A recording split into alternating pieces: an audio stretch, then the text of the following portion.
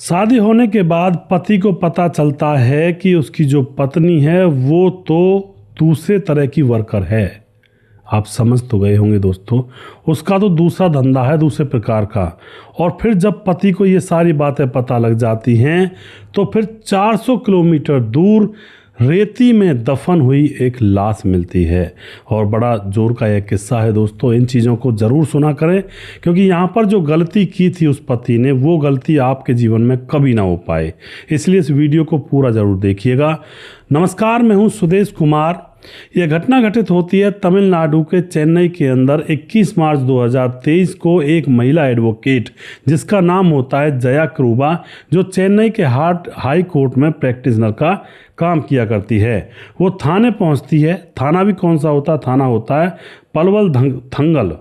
पलवल थंगल थाने के अंदर अपने भाई इम जयंत, जो कि 29 साल का है, उसकी एफआईआर लिखवाने के लिए आई थी, गुमशुदगी की एफआईआर दर्ज करवाने के लिए।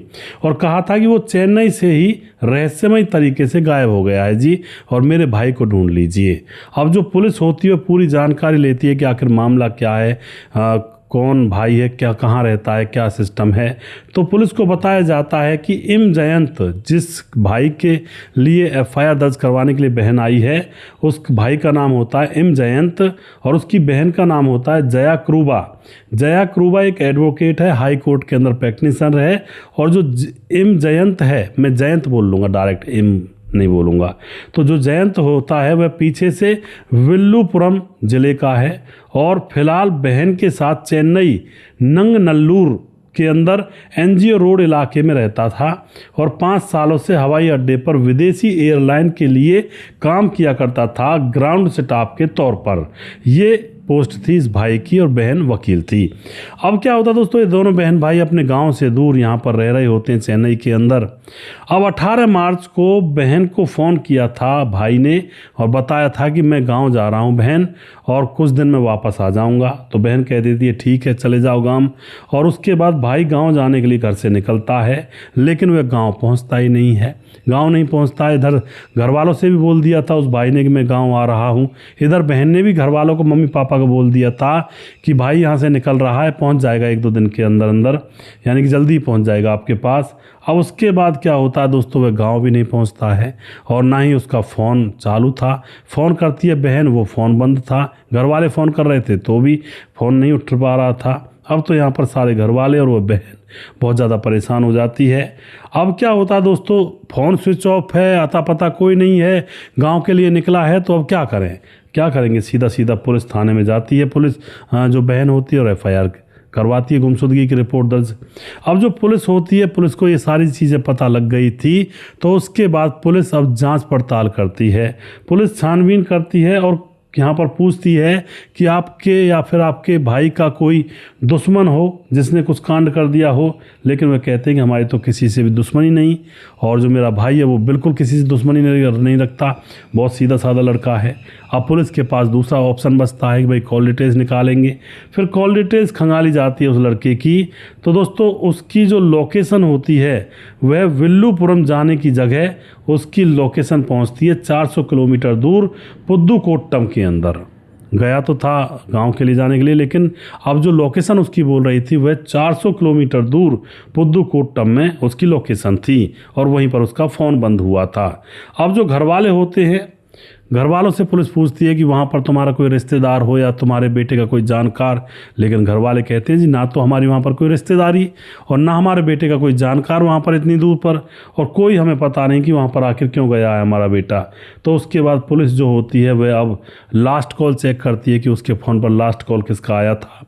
तो पुलिस को पता चलता है कि लास्ट कॉल एक महिला सेक्स वर्कर का उसके पास आया था और उस महिला से उसकी कई सालों से यारी दोस्ती चल रही थी, क्योंकि फ़ोन की कॉल डिटेल्स निकाली जाती है तो पता लगता है कि कई सालों से कांड कबाड़ा हो रहा था इनके बीच में। अब उसके बाद उस महिला के पास जाया जाता है, उसको उठाया जाता है, सख्ती से पूछा जाता है तो वह टूट जाती है और फिर वह राज खोलती है पुलिस के सामने। वह बताती है कि उसका नाम भाग्य लक्ष्मी है, उम्र 28 साल है और वह जिस्म फरोशी का धंधा किया करती है और पहले भी किया करती थी।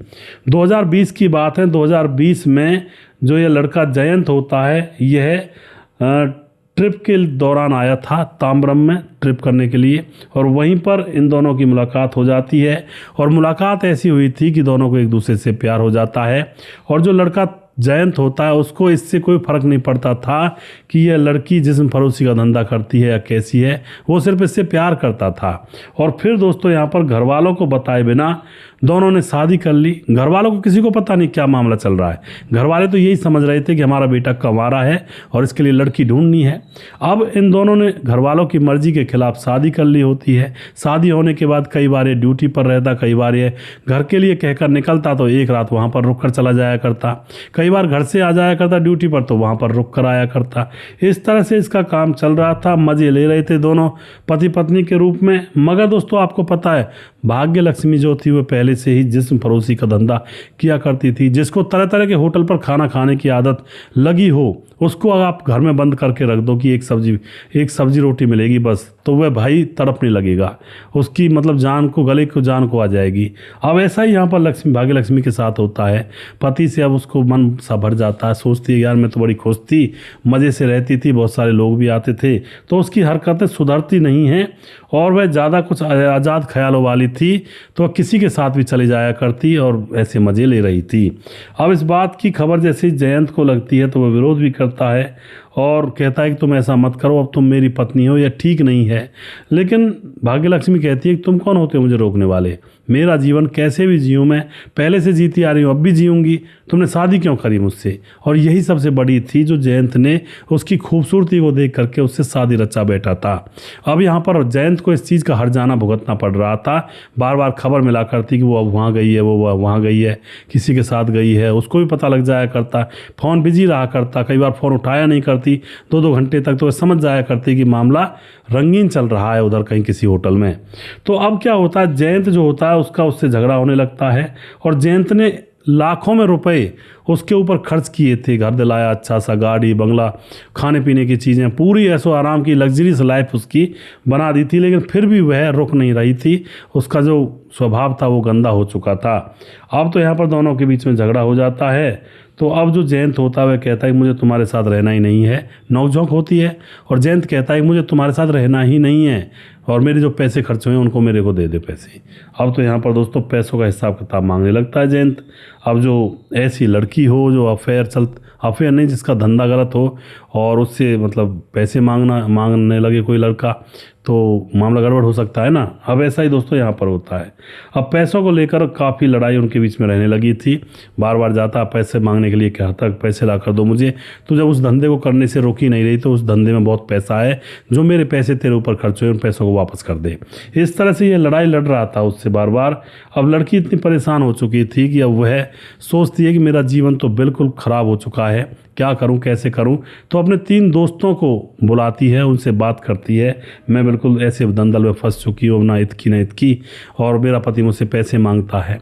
तो दोस्तों उन 3 दोस्तों के साथ मिल करके अब यहाँ पर ये एक ऐसी प्लानिंग करती है जो कि बहुत ख़तरनाक थी दोस्तों, और जिसमें जान जाने वाली थी निर्दयी तरीके से।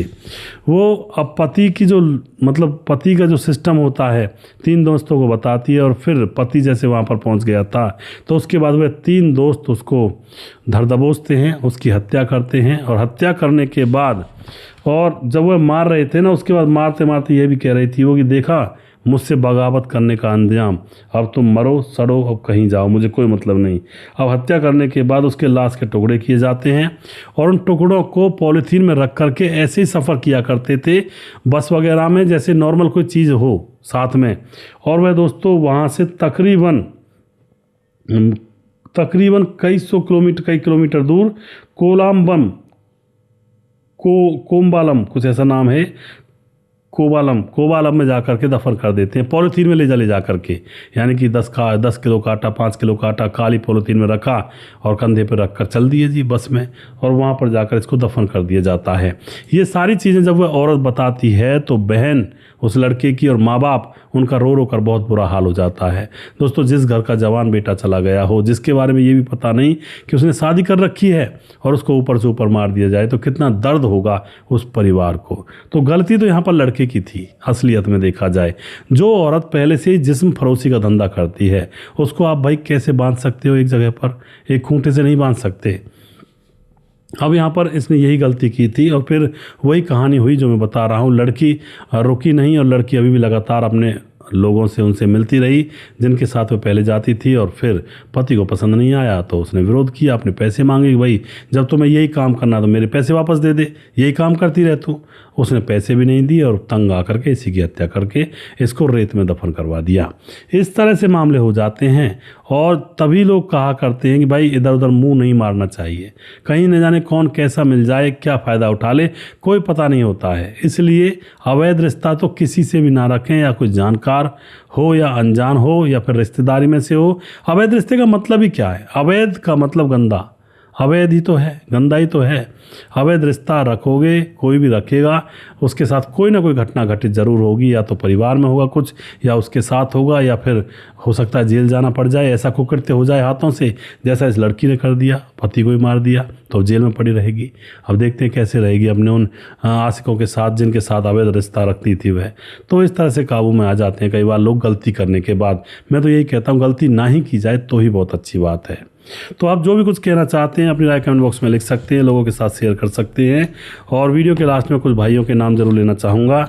हमारे साथ वनराज नामदेव कोहली लगातार कमेंट करते हैं, और उसके बाद हमारे साथ हैं नीतीश पासवान बोधगो गिरिडीह झारखंड से, दयाशंकर सिंह राजपूत ठाकुर यूपी 43 गोंडा से, रामलाल कुशवाहा जिला विदिशा पूर्णिया बिहार से, रवि प्रकाश कमेंट करते हैं, शौकत अली दिल्ली से कमेंट करते हैं, कालीचरण उड़ीसा से कमेंट करते हैं, फिलहाल गोवा में रहते हैं, परवीन चौधरी राजस्थान से पर फिलहाल बेंगलुरु में रहते हैं, सैफुल मलिक कमेंट करते हैं राम थापा नेपाल से, राम बहादुर सिंह रायगढ़ छत्तीसगढ़ से, और बुलाईदास झारखंड से, खेमराज गुज्जर चट्टी जीबी नगर यूपी 16 से कमेंट करते हैं, श्यामलाल चौधरी नौका बीकानेर राजस्थान से कमेंट करते हैं, और पप्पा राम लगातार कमेंट करते हैं, सद्दाम अंसारी, हमारे भी नाम ले लिया करो जी, बिल्कुल आपका नाम लिया, सद्दाम अंसारी भिवांडी से कमेंट करते हैं, रतनलाल शर्मा कमेंट करते हैं, देवेंद्र कुमार फरीदाबाद से कमेंट करते हैं, समाधान पाटिल जलगांव महाराज से कमेंट करते हैं, मुकेश कुमार यूपी 83 से, विंध्याचल राजभार, मुनमुन श्रीवास्तव जी लगातार कमेंट करते हैं, राम गोसाई हमारे भाई लगातार बने रहते हैं, सूरज डीओ फिजी से कमेंट करते हैं, सुमेर सिंह कमेंट करते हैं, धीरज बर्नवाल कमेंट करते हैं, ऐसी लड़कियों के लिए एक जगह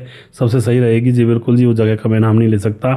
सुजीत कुमार कमेंट करते हैं, अमलेश राम कमेंट करते हैं, प्रवीण बघेल से पुरी से, रजत सैनी कमेंट करते हैं, सुजीत कुमार कमेंट करते हैं, राम मोहम्मद यासीन लाहौर पाकिस्तान से, मोनू जैन कमेंट करते हैं, राजकिशोर चौरसिया महाबलेश्वर महाराज से, चंदस खारडाबाद राजस्थान से, दुर्योधन भाई लगातार कमेंट करते हैं, और सुशील चौधरी हमारे भाई लगातार कमेंट करते हैं। अभी भी जिस भाई का नाम रह गया हो उस भाई का नाम अगले वीडियो में जरूर लूँगा। अगला वीडियो बहुत जल्दी फिर से लेकर आऊँगा, तब तक आप खुश रहें, सावधान रहें। जय हिंद, जय भारत।